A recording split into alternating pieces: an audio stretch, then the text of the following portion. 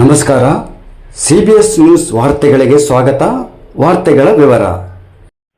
ಗಂಗಾವತಿ ತಾಲೂಕು ಒಕ್ಕಲುತನ ಹುಟ್ಟುವಳಿ ಮಾರಾಟ ಸಹಕಾರ ಸಂಘದ ಆಡಳಿತ ಮಂಡಳಿ ಸಭೆ ಜರುಗಿತು. ಸಭೆಯಲ್ಲಿ ಹಳೆಯ ಕಾರ್ಯಾಲಯ ರಿಪೇರಿ ಮಾಡಿ ನವೀಕರಣ ಮಾಡುವುದು ಮತ್ತು ಡಿಜಿಟಲೀಕರಣಕ್ಕೆ ಪರಿವರ್ತನೆ ಮಾಡುವುದು, ಸಂಘದ ಕಾರ್ಯಾಲಯಕ್ಕೆ ಹೊಸದಾಗಿ ಲ್ಯಾಪ್ಟಾಪ್ ಅಂಡ್ ಪ್ರಿಂಟರ್ ಖರೀದಿಸಿ ಸಂಘದ ಕಾರ್ಯಾಲಯಕ್ಕೆ ಹೊಸದಾಗಿ ಲೆಜೆಂಡ್ ಪುಸ್ತಕಗಳು ಮುದ್ರಣ ಮಾಡಿಸುವುದು, ಸಂಘದ ಕಾರ್ಯಾಲಯಕ್ಕೆ ಹೊಸದಾಗಿ ಪೀಠೋಪಕರಣ ಖರೀದಿ ಡಿಜಿಟಲೀಕರಣಕ್ಕೆ ಅಳವಡಿಸುವುದು, ಸಂಘದ ಆವರಣ ಸುತ್ತ ಭದ್ರತೆಯಾಗಿ ಹೊಸದಾಗಿ ತಂತಿ ಬೇಲಿ ಫಿನಿಶಿಂಗ್ ಮಾಡಿ ಅಳವಡಿಸುವುದು. ಒಕ್ಕಲುತನ ಹುಟ್ಟುವಳಿ ಮಾರಾಟ ಸಹಕಾರ ಸಂಘದ ಮಳಿಗೆಗಳನ್ನು ಬಾಡಿಗೆ ಇನ್ಮೇಲೆ ನಮ್ಮ ಸಿಬ್ಬಂದಿಗಳು ಬಂದ ನಂತರ ಬಾಡಿಗೆಗಳನ್ನು ನಿರ್ಣಯ ಮಾಡಿ ರಿಪೇರಿ ಇದ್ದುದನ್ನು ರಿಪೇರಿ ಮಾಡಿಸಿ ಇನ್ನು ಮೇಲಿಂದ ಬಾಡಿಗೆ ಹೆಚ್ಚಿಸಲಾಗುವುದು. ಒಟ್ಟು ಹುಟ್ಟುವಳಿ ಮಾರಾಟ ಸಹಕಾರ ಸಂಘದ 12 ಎಕರೆ ಭೂಮಿಯನ್ನು ಕಬ್ಜಾ ಮಾಡಿ ಬಂದೋಬಸ್ತ್ ಮಾಡುವುದು. 100 ಕೋಟಿ ರೂಪಾಯಿ ಆಸ್ತಿ ಹೊಂದಿರುವಂಥ ಒಕ್ಕಲುತನ ಹುಟ್ಟುವಳಿ ಮಾರಾಟ ಸಹಕಾರ ಸಂಘದ ಪ್ರಥಮ ಆಡಳಿತ ಮಂಡಳಿ ನಿರ್ಣಯ ತಗೊಂಡು ಅದಕ್ಕೆ ಬಂದೋಬಸ್ತ್ ಮಾಡುವುದು. ಒಕ್ಕಲುತನ ಹುಟ್ಟುವಳಿ ಮಾರಾಟ ಸಹಕಾರ ಸಂಘದ ಮಳಿಗೆಗಳಲ್ಲಿ ಈಗಾಗಲೇ ವಾಸ ಇರುವ ಜನರಲ್ಲಿ ಇನ್ನು ಮೇಲಿಂದ ಬಾಡಿಗೆ ನಮ್ಮ ಸಿಬ್ಬಂದಿ ಬಂದರೆ ಬಾಡಿಗೆಗಳನ್ನು ಸರಿಯಾಗಿ ಕಟ್ಟಿ ರಸೀದಿಯನ್ನು ಪಡೆದುಕೊಳ್ಳಬೇಕಂತೇಳಿ ಆಡಳಿತ ಮಂಡಳಿಯಲ್ಲಿ ನಿರ್ಣಯ ತೆಗೆದುಕೊಳ್ಳಲಾಯಿತು. ನೂತನ ಅಧ್ಯಕ್ಷರಾದ ಚೆನ್ನಪ್ಪ ಮಳಿಗೆ ಅವರು ನಮ್ಮ CBS ಪ್ರತಿನಿಧಿಗೆ ತಿಳಿಸಿದರು.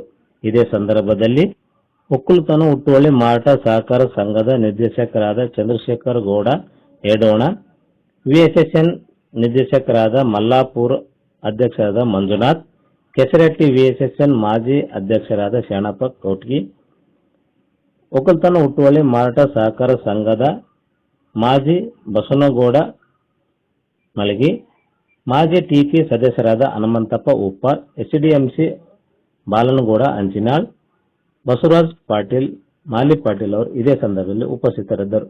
ನಂತರ ನೂತನ ಅಧ್ಯಕ್ಷರಿಗೆ ನಮ್ಮ CBS ಪ್ರತಿನಿಧಿಗಳಿಗೆ ಮಾತನಾಡಿ, ಹಳೆಯ ಗೋಡನ್ಗಳ ರಿಪೇರಿ ಇರ್ಬೋದು, ಮಳಿಗೆ ರಿಪೇರಿ ಇರ್ಬೋದು, ರೈಸ್ ಮಿಲ್ ನವೀಕರಣಗೊಳಿಸಿ ಅದನ್ನ ಹೊಸದಾಗಿ ಬಾಡಿಗೆ ಕೊಡುವ ನಿಟ್ಟಿನಲ್ಲಿ ಆಡಳಿತ ಮಂಡಳಿ ನಿರ್ಣಯದ ಮುಖಾಂತರ ಇವತ್ತು ನಾವು ಪಾಸ್ ಮಾಡಿದ್ದೇವೆ.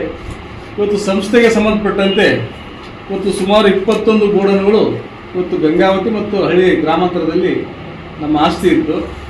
ಹಾಗೆ 21 ಗೋಡನ್ಸ್, ಅದೇ ರೀತಿ 20 ಕಮರ್ಷಿಯಲ್ ಮಳಿಗೆಗಳು ಇವತ್ತು ಮುಖ್ಯ ರಸ್ತೆಗೆ ಹೊಂದಿಕೊಂಡು ನಮ್ಮ ವ್ಯಾಪ್ತಿಗೆ ಬರುತ್ತಿದ್ದು. ಅದೇ ರೀತಿ 18 ನ್ಯಾಯಬೆಲೆ ಅಂಗಡಿಗಳನ್ನು ನಮ್ಮ ವ್ಯಾಪ್ತಿಯಿಂದನೇ ನಿರ್ವಹಿಸ್ತಿದ್ದು, ನಮ್ಮ ಸಿಬ್ಬಂದಿ ನಿರ್ವಹಿಸ್ತಿದ್ದು. ಅತ್ಯಂತ ವ್ಯವಸ್ಥಿತವಾದ ಒಂದು ಆಡಳಿತ ತರುವುದರ ಮುಖಾಂತರ ಪಾರದರ್ಶಕತೆ ಮತ್ತು ಕಾನೂನಿನ ಪ್ರಕಾರ ಇಲ್ಲಿ ಆಡಳಿತ ನಡಿಬೇಕೆಂಬ ದೃಷ್ಟಿಯಲ್ಲಿ ಇವತ್ತು ಹಲವಾರು ನಿರ್ಣಯಗಳನ್ನು ಪಾಸ್ ಮಾಡಿಕೊಂಡಿದ್ದೇವೆ. ಮತ್ತು ಮುಂದೆ ಸಹ ಯಾವುದೇ ರೀತಿಯ ಕ್ಯಾಶ್ ವ್ಯವಹಾರ ಅಂತದ್ದು ಕ್ಯಾಶ್ಲೆಸ್ ವ್ಯವಹಾರದ ಮುಖಾಂತರ ಇವತ್ತು ಅಕೌಂಟ್ಗಳ ಮುಖಾಂತರ ಚೆಕ್ಗಳ ಮುಖಾಂತರ ಯಾವುದೇ ವ್ಯವಹಾರ ಇರಲಿ ನಡಿಬೇಕೆಂಬ ದೃಷ್ಟಿಕೋನದಲ್ಲಿ ಇವತ್ತು ನಾವು ನಿರ್ಣಯ ತೆಗೆದುಕೊಂಡಿದ್ದೇವೆ. ಅದೇ ರೀತಿ ಇವತ್ತು ಸಂಸ್ಥೆಯ ಆಸ್ತಿಗಳನ್ನು ಉಳಿಸುವ ನಿಟ್ಟಿನಲ್ಲಿ ಇವತ್ತೇನಲ್ಲಿ ಯಾವ್ಯಾವ ಅತಿಕ್ರಮಗೊಳ್ತವೆ ಎಂಬ ನಿಟ್ಟಿನಲ್ಲಿ ಅವಕ್ಕೂ ಸಹ ನಾವು ಕಾನೂನಾತ್ಮಕ ಹೋರಾಟದ ಮುಖಾಂತರ ಆಸ್ತಿ ಉಳಿಸಿಕೊಳ್ಳುವ ನಿಟ್ಟಿನಲ್ಲಿ ಪ್ರಕ್ರಿಯೆ ಜಾರಿ ಮಾಡಬೇಕೆಂಬ ಒಂದು ಸಂದರ್ಭಕ್ಕೂ ನಾವು ಸಹ ಒಪ್ಪಿಗೆ ತೆಗೆದುಕೊಂಡಿದ್ದೇವೆ. ಇವತ್ತು ಆದಾಯವನ್ನು ಹೆಚ್ಚಿಸುವ ಮುಖಾಂತರ ಸಂಸ್ಥೆಯ ಇವತ್ತೇನು ವಾಣಿಜ್ಯೀಕರಣ ಒಂದು ಬಿಲ್ಡಿಂಗ್ ಕಟ್ಟಿ ಇವತ್ತು ಸಂಸ್ಥೆಗೆ ಹೆಚ್ಚಿನ ಆದಾಯ ಬರಬೇಕು, ಇವು ಸಂಸ್ಥೆ ಉಳಿಬೇಕೆಂಬ ನಿಟ್ಟಿನಲ್ಲಿ ಕೇಸ್ ಸಂಬಂಧಬೇಕು ಆ ನಿರ್ಣಯವನ್ನು ಸಹ ಪಾಸ್ ಮಾಡಿಕೊಂಡಿದ್ದೇವೆ. ರಾಜ್ಯ ಅತ್ಯಂತ ಪ್ರತಿಷ್ಠಿತ ಒಂದು ದೊಡ್ಡ ಸಂಸ್ಥೆ, ಸುಮಾರು 100 ಕೋಟಿ ರೂಪಾಯಿ ಆಸ್ತಿಯನ್ನು ಹೊಂದಿದ ಈ ಸಂಸ್ಥೆ ಇವತ್ತು ಹಲವಾರು ವರ್ಷಗಳಿಂದ ಹಿರಿಯರು ಉಳಿಸಿಕೊಂಡು ಬಂದಂಥ ಈ ಸಂಸ್ಥೆ ಕಾರಣಾಂತರದಿಂದ ಇವತ್ತು ಅಭಿವೃದ್ಧಿಯ ಹಿನ್ನಡೆಯಾಗಿತ್ತು. ಇವತ್ತು ಆಡಳಿತ ಮಂಡಳಿ ಅಸ್ತಿತ್ವಕ್ಕೆ ಬಂದ ನಂತರ ಇವತ್ತು ಪ್ರಥಮ ಆಡಳಿತ ಮಂಡಳಿಯ ಸಭೆ ಇವತ್ತು ನಾವು ಮಾಡಿದ್ದು. ಇವತ್ತು ಈ ಸಂಸ್ಥೆ ಏಳಿಗೆಯಾಗಿ ಮತ್ತು ಈ ಸಂಸ್ಥೆಯ ಎಲ್ಲ ಇವತ್ತೇನು ಸೋರಿಕೆಗಳನ್ನು ತಡೆಗಟ್ಟುವ ನಿಟ್ಟಿನಲ್ಲಿ ಮತ್ತು ಆದಾಯವನ್ನು ಹೆಚ್ಚಿಸುವ ನಿಟ್ಟಿನಲ್ಲಿ ಏನೇನು ಕ್ರಮ ಕೈಗೊಳ್ಳಬೇಕೆಂಬ ನಿಟ್ಟಿನಲ್ಲಿ ಇವತ್ತು ಚರ್ಚೆ ಮಾಡಿ ಇವತ್ತು ಸಭೆ ಆಡಳಿತ ಮಂಡಳಿಯ ನಿರ್ಣಯ ಅಂತ ಕೆಲವೊಂದು ತೆಗೆದುಕೊಂಡಿದ್ದೀವಿ. ಇವತ್ತು ಆ ನಿಟ್ಟಿನಲ್ಲಿ ಹಳೆಯ ಕಾರ್ಯಾಲಯದ ಒಂದು ರಿಪೇರಿ ಮಾಡೋದ್ರ ಮುಖಾಂತರ ಸುಸಜ್ಜಿತ ಒಂದು ಸಂಸ್ಥೆಗೆ ಕಾರ್ಯಾಲಯದ ವ್ಯವಸ್ಥೆಯನ್ನು ಮಾಡಿಕೊಡ್ಬೇಕಂತೇಳಿ ಆ ವಿಷಯಕ್ಕೆ ಸಂಬಂಧಪಟ್ಟಂತೆ ಅಷ್ಟಾಗಿ ಇವತ್ತು ಸಂಘನ ಇವತ್ತೇನು ಹಿಂದೆ ಮ್ಯಾನ್ಯುವಲ್ ಇದೆ ಎಲ್ಲವೂ ಡಿಜಿಟಲೀಕರಣ ಮಾಡಿ ಕಂಪ್ಯೂಟರೈಸ್ ಮಾಡೋ ಮುಖಾಂತರ